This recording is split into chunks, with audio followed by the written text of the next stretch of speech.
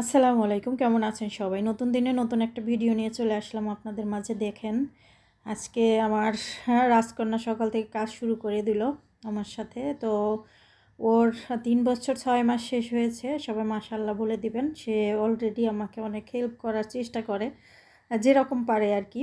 কী আর বলবো। তো আজকে আপনাদের সাথে শেয়ার করব ওকে আমি ফর্মুলা মিল্কটা দিয়েছিলাম ছোটোবেলা থেকে, কোনটা দিয়েছিলাম সেটা ওর ভিডিও আছে, আর এখন কোনটা দিচ্ছি সেটার নিয়ে কিছু কথা বলবো আপনাদের সাথে। আশা করি শেষ পর্যন্ত আজকের ভিডিওটা দেখবেন, পাশে থাকবেন, সাথে থাকবেন। আর চ্যানেলটা যারা এখনও সাবস্ক্রাইব করেন নাই অবশ্যই সাবস্ক্রাইব করে পাশে থাকবেন আশা করি।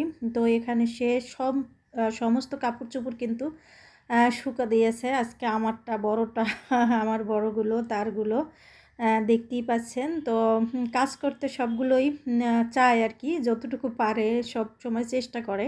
তো বাচ্চারা এভাবে চেষ্টা করলে কিন্তু ওরা সামনে আরও ভালোভাবে পারবে আর কি। এভাবে চেষ্টা করতে দেওয়া উচিত সব বাচ্চাদের, এতে করে কাজের প্রতি একটা মনোযোগ, সব কিছুর প্রতি একটা মনোযোগ আসে আর কি। অন্য চিন্তাভাবনা একদমই মনের মধ্যে আসে না। ছোটোবেলা থেকে এরকমের অভ্যস্ত করা উচিত। তো যেটা আজকে নিয়ে আসলাম আপনাদের মাঝে, এখানে আমি নিডো যে ইটা ফর্মুলা মিল্কটা এটা দিয়েই আমার মেয়েকে আর কি। তো নিডোটা দিচ্ছি আমি ওকে 18 মাস যখন শেষ হয়েছে তখন থেকেই ওকে নিডো দিলাম। আর এর আগে আমি প্রাইমা দিয়েছিলাম, প্রাইমা 1 2 দুইটাই দিয়েছিলাম। ওকে আমি 2 মাস পর থেকেই ফর্মুলা মিল্কটা দিয়েছি, কারণ ও একদমই বুকের দুধটা পায়নি ঠিক মতো। ওর ওয়েটটা অনেক কমে গেছিলো, যখন জন্মের পরে যে ওয়েটটা ছিল আর কি ওই ওয়েটটা ছিল না। তো 1 মাসের মধ্যে আর কি দেখতেছিলাম যে ওর ওয়েট বাড়তেছে না। তখন থেকেই ডাক্তার আর কি ফর্মুলা মিল্ক দিয়েছে।